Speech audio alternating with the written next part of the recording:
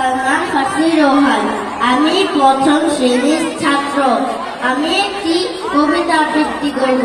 কবিতাটির নাম সৎপাত্র, লিখেছেন সুকুমার রায়। শুনতে পেলুম পোস্টটা দিয়ে তোমার নাকি মেয়ের বিয়ে, গঙ্গারামকে পাত্র পেলে জানতে চাও সে কেমন ছেলে।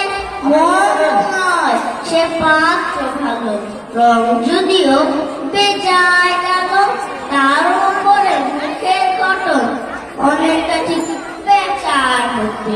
বিদ্যে বুদ্ধি বলছি গোসাই, ধন্যী ছিলেন অক্ষবসাই।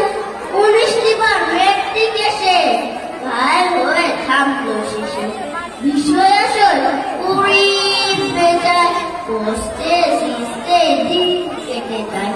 মানুষ নয় ভাইগুলো তার, একটা পাগল একটা বোয়ার, আরেকটি সেটা তো জাল করে নোট গেছে জেলে। 19টি তবলা বাজায়, যাত্রা দলে 5 টাকা পায়। গঙ্গারামকে কেবল ভোগে ফিরে জ্বর পার করে দিন।